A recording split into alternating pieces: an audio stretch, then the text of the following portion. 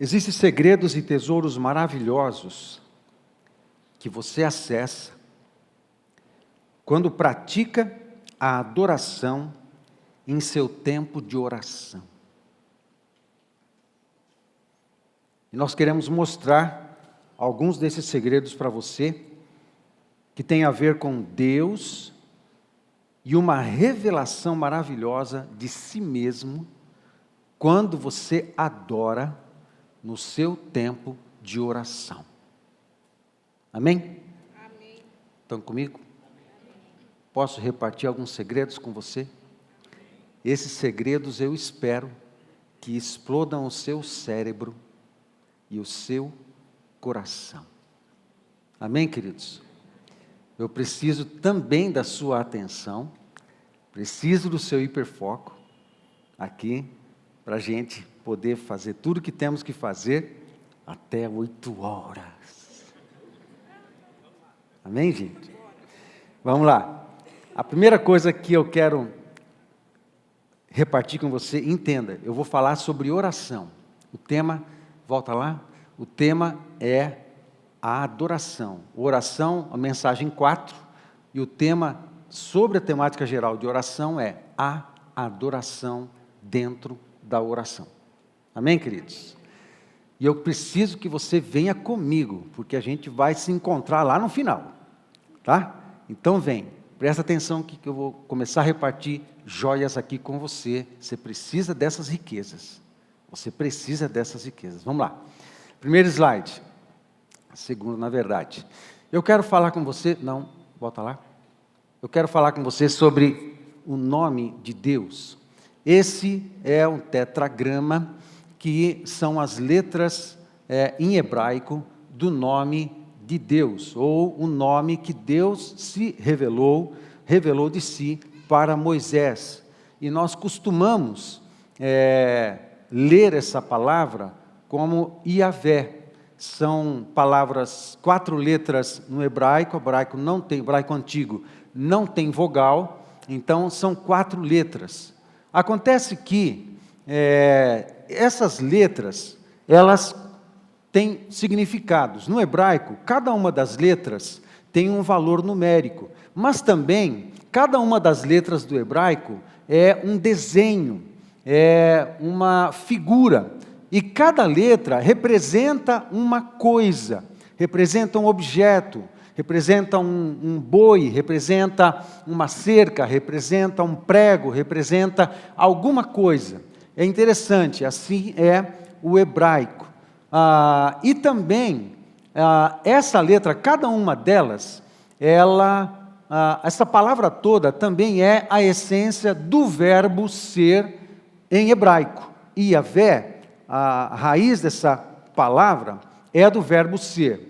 Mas você precisa entender que o verbo ser, no hebraico, assim, a coisa mais importante no hebraico não é o tempo. Em português, você tem o pretérito, presente e futuro. Amém? Amém? Gramática, né? Português. No passado, você pode ter o passado perfeito, imperfeito, mais que perfeito. Estão comigo? Beleza? Você tem o presente do indicativo ativo, você tem o ativo, você tem o passivo, você tem o futuro. Também, o tempo no futuro. Mas, em português, na nossa gramática, as coisas mais importantes num verbo é o tempo. Mas em hebraico não. No hebraico, a coisa mais importante é se a ação do verbo foi realizada ou não.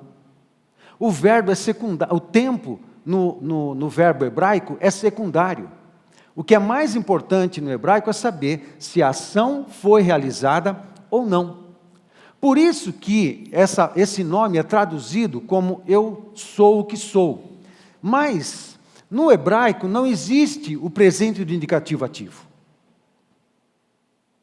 Portanto, a melhor tradução dessa palavra, desse verbo, seria eu serei o que serei, no futuro. Pensando que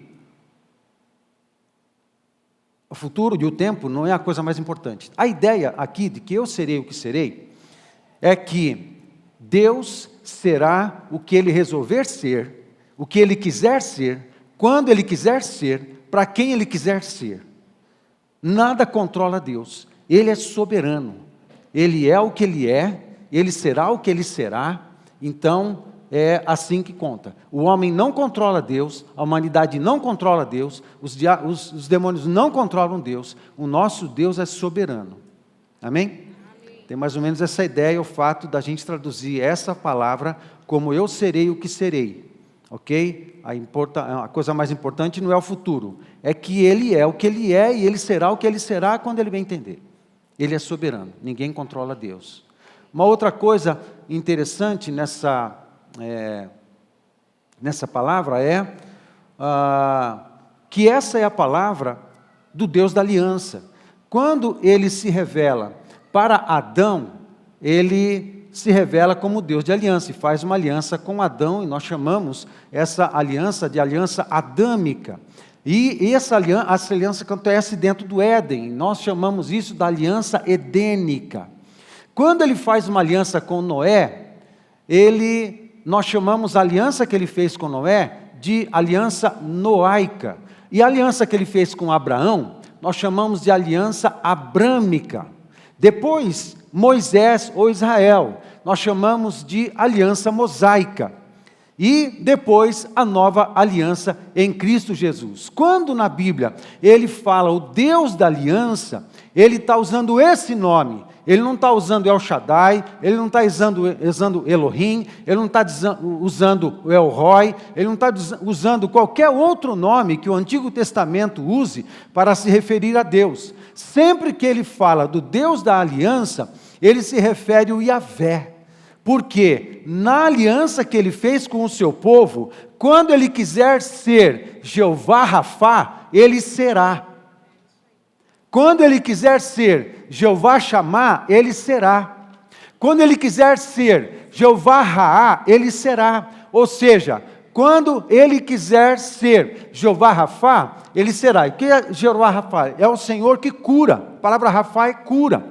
Portanto, Ele está dizendo, eu serei o que serei, ou eu serei o que precisar ser, e eu disse que eu serei em todas as vezes, porque eu estou me revelando como Jeová Rafá. Me busca, porque eu sou o Senhor que cura. Cura no presente, cura no futuro, cura em todos os momentos, porque é como Ele é.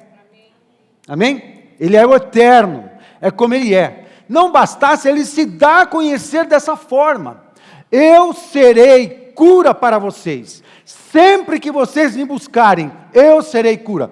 Todas as vezes vai curar fisicamente? Não, nem todas as vezes vai curar fisicamente. Quem que Jesus ressuscitou no Novo Testamento? O Lázaro. Foi Lázaro, né? Ele morreu? Morreu do quê? Não sei. Na Bíblia não disse. Mas que ele morreu. Deus ressuscitou ele, mas depois ele morreu de novo. Ninguém morre de saúde. Amém? Ninguém morre de saúde. Então, a gente tem problemas físicos, a gente envelhece, a gente enfraquece. Né? A gente vai ficando vozinho, então a gente vai enfraquecendo. É assim que funciona. Mas Ele é a nossa cura, porque a coisa mais importante não é a cura física. A coisa mais importante é a nossa cura espiritual. As curas físicas devem chamar nossa atenção para o poder curador e restaurador de Deus para o nosso espírito. O que Ele quer de fato é nos reconciliar com Deus. O que Ele quer é nos reconciliar com o Pai. É essa a nossa verdadeira cura, porque o nosso principal problema e enfermidade se chama pecado. E essa natureza vai conviver com o pecado para sempre, até que morramos ou até que sejamos glorificados. Amém? Então, esse é o Deus da aliança. E Ele está dizendo assim, eu serei a sua cura, eu serei o seu pastor, Jeová Raá, eu serei a sua bandeira de vitória, Jeová Nissi, eu serei manifestaria a minha presença com você, Jeová Chamá, e assim os demais também. 7 nomes de Jeová e ainda outros ainda, Jeová Tzidkenu, a nossa justiça, o Senhor é a nossa justiça. Amém, queridos? Então, essa é uma outra coisa interessante sobre o nome de Deus. Sobre o que eu estou falando? Adoração. Amém? Outra coisa interessante sobre o nome de Deus é que cada uma das letras eu disse que tinha um significado. Ok? Tinha um significado. Então vamos entender algumas coisas aqui. Está vendo a letra a letra do lado esquerdo? Porque em hebraico você lê da direita para a esquerda. Ok? Então vê do lado direito aí, para você. Tá certo? Essa aqui. Essa letra aqui é um apóstrofe, é a menor letra do alfabeto hebraico, e você traduz ela como um Y, né?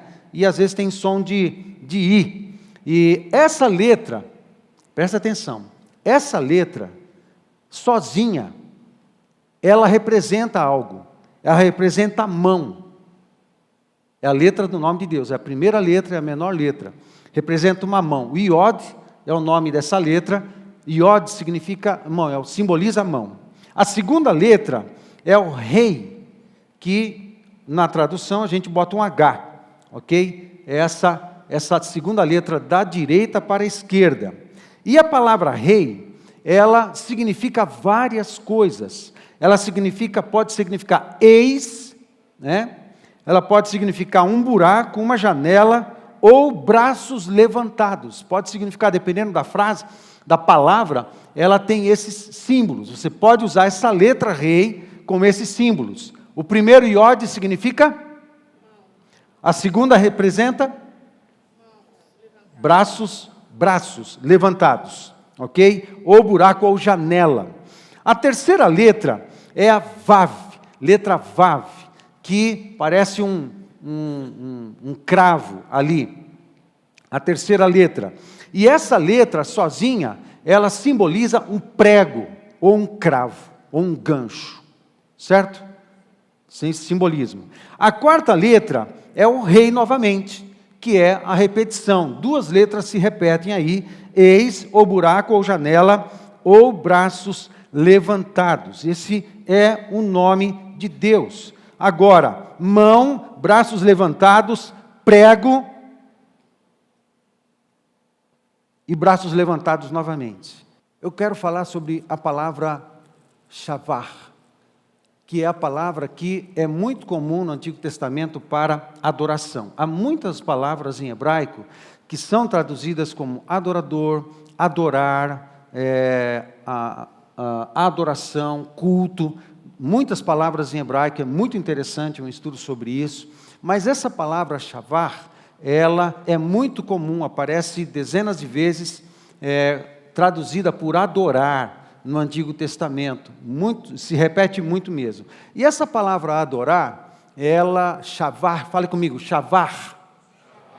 Isso, joga na garganta, aí fica parecido. A tradução da palavra é inclinar-se, respirar, vida ou vivente, vila, cidade ou aldeia. É o significado da palavra. Então, ela é muito usada, traduzida ao português como adorar. Muito interessante, mas principalmente por causa do seu primeiro significado, que é inclinar-se. Ok, gente? Porque a postura de adoração é de inclinação diante de Deus. Quem se prostra, quem se humilha, quem reconhece a grandeza de Deus. Daí o inclinar-se. Amém, gente? Agora, como cada letra tem um significado, olha os diversos significados de cada uma das letras. Outra coisa interessante, o vav e o rei se repetem. O vav e o rei da palavra adorar pertencem à palavra Yahvé. Ok? Então, 2/3 da palavra adorar é uma repetição do nome de Deus. Está dentro de Yahvé. Adorar está dentro de Yahvé. Está ouvindo aí? Amém? Abre o teu espírito. Acontece que inseriu o het, aqui, o et, e o significado da palavra, da letra et, é cerca, porta, passagem. E o valor numérico do et é 8. Essa letra é muito linda.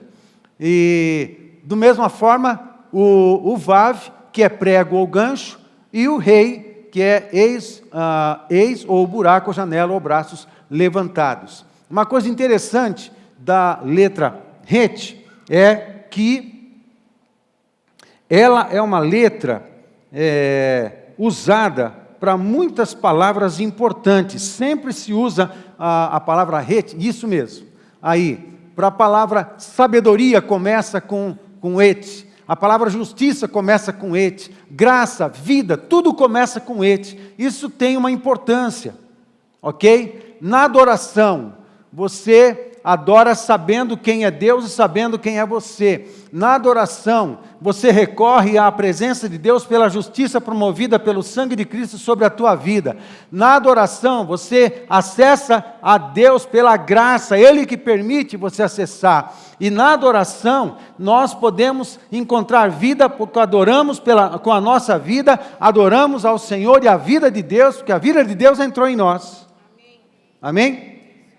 Ok? Vocês estão comigo? Meu Deus, isso é tão lindo. Isso é poesia da palavra de Deus. Tudo numa letra só. E essa letra, né, que simboliza ou significa esse conjunto de coisas, cerca, porta, passagem. E o número 8. O número 8 em hebraico tem um significado também. É o número 7, o número da perfeição divina. E um a mais que o número 7. Significa um novo começo. Geralmente, o número 8 significa novos começos, ou andamento, o passo seguinte depois da santidade, dá andamento na sua vida, aí movimento, mas principalmente novos começos. Amém, gente? Amém. Em Cristo, nós fomos resgatados e Deus nos deu uma nova possibilidade, um novo recomeço. Eu tenho uma nova vida em Cristo. Amém? E tudo isso está dentro da adoração. Muda o slide. Isso. Aí, então, o que significa? Como é que eu posso pensar a palavra shavah, que é adorar em hebraico? Juntando o significado das letras e já entendendo que 2/3 da palavra pertence a Yahvé. É Deus. É adoração dentro de Yahvé. É shavah dentro de Yahvé. Pelo sacrifício de Cristo, transpomos, porque a primeira letra significa cerca, porta, passagem, né? Pelo sacrifício de Cristo, transpomos as barreiras do pecado para adorar. Tudo isso em uma palavra de 3 letras. Quando adoramos ao Senhor, somos conectados à vida e nossa alma respira, porque dos significados da palavra het também é respirar, é vida. Não está lá, mas faz parte da coisa. Vida, vivência, respiro de vida, é o hálito de vida que Deus soprou em Adão. Tem essa ideia, a palavra et também traz essa ideia. Por isso eu escrevi essa definição aqui embaixo. E nossa alma respira aliviada e plena, como quem volta para a sua amada habitação. Porque um dos significados de et é vila, cidade, aldeia. Entenda, quando você entra em adoração, amado, quando você entra em adoração, é como quem volta para casa. Você está no meio da tua oração e você separa alguns instantes para adorar. Você começa a exaltar o Senhor, você lê a palavra, você lê alguns salmos, você flui em adoração, só exaltando ao Senhor. E esse ambiente da adoração, dentro da oração, começa a trazer uma sensação de estou em casa. A sensação de estou conectado naquilo que fui criado para fazer. Estou conectado com o Pai.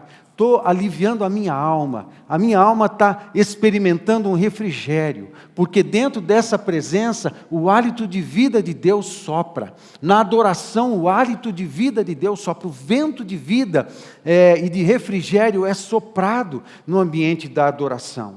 Amém, queridos? Amém. Tudo isso está dentro de adorar. Precisamos adorar mais ou não? Amém. Precisamos. Que coisa maravilhosa é a adoração dentro da oração. Mas eu quero ir para o grego.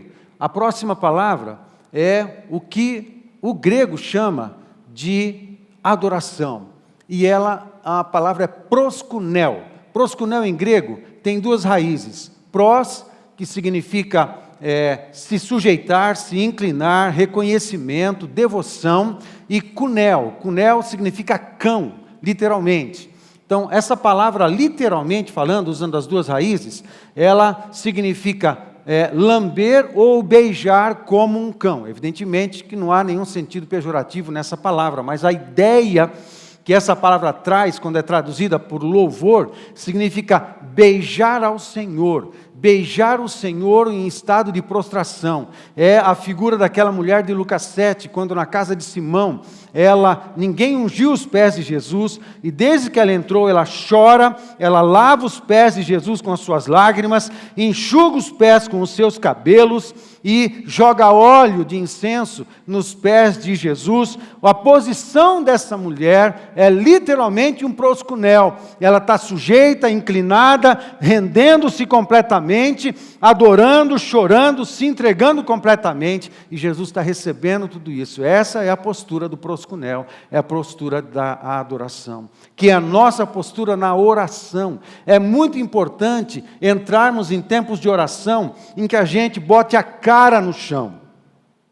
Eu gosto de fazer isso, e você sabe que eu gosto. Nas nossas reuniões de oração de quarta-feira, eu me sinto muito bem, na verdade, não porque eu me sinto bem, na verdade, eu me sinto obrigado, muitas vezes, a ajoelhar. Eu me sinto obrigado no meu espírito, pôr a cara no chão, porque eu preciso, como aquela mulher, estar aos pés de Jesus. Eu preciso manifestar isso, não apenas no corpo, mas também na minha alma, no meu espírito, no meu interior. Eu me inclino, eu me sujeito, eu me rendo completamente a Deus. Assim também você faz nos seus momentos de oração. Agora, você está orando no carro, você está orando no trabalho, você está orando em qualquer outro lugar, é evidente que você não vai fazer isso daí. Então você vai fazer isso e ter seus momentos de adoração, nos momentos principalmente que você faz na sua casa, ou de noite, ou de manhã, de preferência de manhã, que você separa um tempo para adorar o Senhor. O que é importante é que quando você entra nesse ambiente de adoração, adorar significa conectar, adorar significa comungar, adorar significa respirar o hálito de vida da parte de Deus, significa devoção, entrega total, significa esse conjunto de coisas, significa uma conexão. Ou seja, Deus nos criou para o louvor da sua glória. Quando você está adorando, parece que a nossa essência se ajusta ao Criador, parece que o propósito da nossa vida, o propósito da nossa existência se alinha com os propósitos santos e eternos do Senhor, e você está perfeitamente alinhado com a existência, perfeitamente alinhado ao céu, perfeitamente alinhado à vontade de Deus, perfeitamente alinhado com o propósito da sua vida, da sua existência. E nesse lugar você ouve, nesse lugar você sente, nesse lugar você comunga, nesse lugar você é fortalecido, a sua fé é fortalecida, nesse lugar você recebe refrigério, porque é nesse lugar que nós bebemos da fonte de vida, direto do Senhor. Amém, queridos? A gente segue, e eu quero saltar para 2 Coríntios capítulo 3. Aí, você acaba entendendo dessa relação do adorar com Yahvé. A adoração tem a ver com o nome de Deus, por isso nós nos conectamos. O ato de orar me conecta com Yahvé, me conecta mesmo, é uma mistura que acontece. Aí a gente entende o que está escrito em 2 Coríntios capítulo 3, verso 18, que diz assim, eu quero ler ia ler antes, mas eu vou resumir. Paulo está falando daquele episódio da glória aparecer na face de Moisés, e ele, de repente, essa glória, esse brilho, ele colocou um véu para que não assustasse o povo, mas o fato é que o véu foi colocado na face de Moisés, porque o brilho da glória de Deus começou a diminuir. Então ele pôs o véu para que a sua autoridade não fosse colocada em risco diante do povo. Então o véu foi colocado na face de Moisés, quando ele ficava dentro do Santo dos Santos, na presença de Deus, aliás, antes no monte e tudo mais, depois no Santo dos Santos, quem entrava era Arão, né, e seus filhos. Mas quando ele entrava na presença de Deus e tinha uma exposição à glória de Deus, essa glória fazia o corpo de Moisés brilhar mais ou menos parecido com o que aconteceu no Monte da Transfiguração. Quando Jesus subiu no Monte da Transfiguração e teve encontro com quem? Moisés e Elias. Ok? E o corpo de Jesus foi transfigurado. E ele se encontra com Moisés. Então Moisés foi transfigurado com a exposição à glória de Deus, né? Com certeza Jesus. Então, ele pôs o véu. Aí Paulo está dizendo assim, a antiga aliança tinha uma glória, a antiga aliança tinha uma autoridade, mas ela desvanecia. Agora a nova aliança é permanente. E quando ele chega no verso 18, ele diz assim, portanto, todos nós, dos quais o véu foi removido. Que véu que foi removido?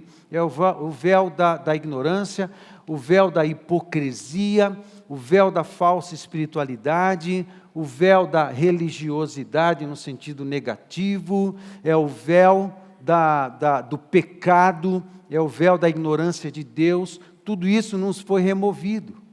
E Paulo está dizendo, todos nós, dos quais o véu foi removido, podemos ver e refletir a glória do Senhor. E o Senhor, que é o Espírito, nos transforma gradativamente à sua imagem gloriosa, deixando-nos cada vez mais parecidos com Ele. Amém? Então, esse é um dos mistérios da oração, que na verdade é a versão, já disse isso outras vezes, é a versão de Paulo, do que o salmista disse no Salmo 115, verso 8, quando sim, falando dos ídolos, dizendo assim, tornem-se semelhantes a eles os que os fazem e quantos neles confiam. Ou seja, e no 115, o autor está falando da idolatria, está falando de ídolos de pedra, de pau. E o princípio que ele está dizendo no verso 8 é que aqueles que adoram ídolos de pau, não têm ouvidos, mas não ouvem, olhos e não veem, mãos e não apalpam, pés e não andam. Aqueles que adoram tais ídolos, se tornam como os ídolos. O adorador sempre se torna semelhante ao objeto da sua adoração. Paulo está dizendo esse mesmo princípio, só que do jeito dele. O que está acontecendo? Quando você, na tua oração, você entra nos seus momentos de adoração, e você fica exposto à glória de Deus, nesse ambiente da presença de Deus, e você está buscando a presença, adorando, exaltando, glorificando, agradecendo, orando em espírito, e você está na presença só exaltando a grandeza do Senhor, e você entra de fato, se conecta de fato nesse ambiente de adoração, de alguma maneira espiritual, você fica exposto à glória de Deus, e a manifestação da glória de Deus no exercício de fé, ela toca em você, ela vai mexendo com o seu coração, ela vai mexendo com as tuas estruturas, ela vai formando Jesus em você, você vai ficando assemelhado àquele a quem você está adorando, e há uma obra de poder do Espírito Santo, que vai transformando a gente gradativamente. Quanto mais ficamos expostos à glória de Deus nesse ambiente, mais vamos sendo transformados à imagem e semelhança daquele a quem adoramos. Amém? Esse é o mistério do Salmo, de 2 Coríntios capítulo 3, verso 18. Esse é o mistério da oração. Quando a gente, como adorador, entra, a gente se conecta. Amém? Shavá e Yavé. As duas coisas estão interligadas. Aí, eu vou para os finalmente, e eu quero dizer o seguinte: quando nós adoramos em nossas orações, primeiro, nos curvamos e reconhecemos Deus como nosso Senhor. Precisa se curvar. A gente precisa dessa postura na nossa vida, amados. A gente precisa manifestar isso. Não só fisicamente, isso tem que ser uma condição do nosso interior. De ter temor do Senhor. O Senhor é santo. Deus é santo. Amém, queridos? Mas o seu Espírito nos santifica, porque o Espírito que habita em nós é santo. Amém? Amém. Nos curvamos e reconhecemos Deus como nosso Senhor. 2, sujeitamos a Ele tudo o que somos e temos. Amados, tudo que somos e temos, tudo é dele, nós somos dele, nós fomos comprados, já não nos pertencemos. A sua vontade é a coisa mais importante, não é a minha. Os seus planos são a coisa mais importante, não os meus. Os seus sonhos são as coisas mais importantes, não os meus. A geração que vai evangelizar o mundo é uma geração que entende isso. Amém, queridos? Porque sabe dizer não ao pecado, sabe dizer não ao mundo, porque ele é todo do Senhor. Amém? 3, a nossa sujeição é em pleno amor. Eu não sou obrigado, você tem que decidir fazer isso. Deus não nos obriga a nada disso. Como Ele se entregou totalmente até a cruz do Calvário por amor, a nossa entrega também tem que ser por amor.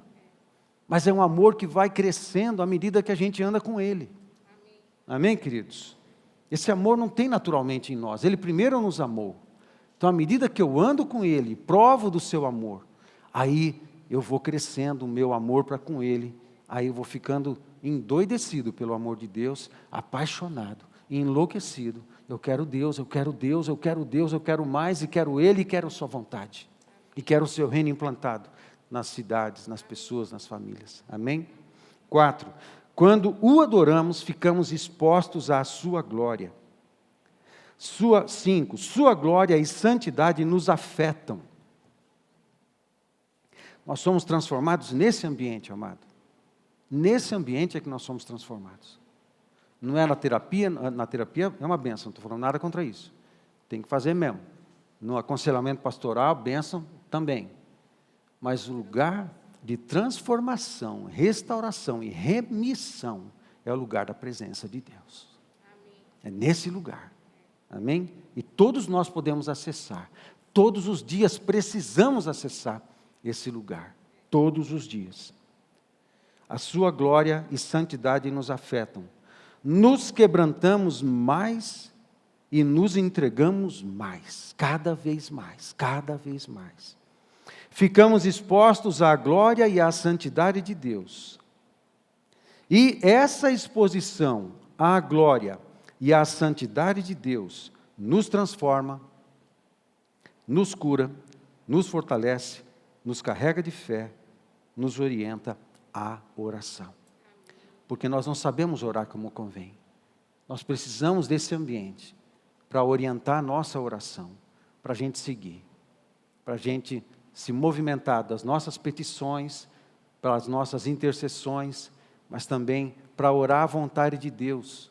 Até o momento em que a gente passe, sim, pelas nossas petições, precisamos apresentar ao Senhor as nossas petições, mas a gente chegue num lugar na oração em que a gente peça a vontade de Deus.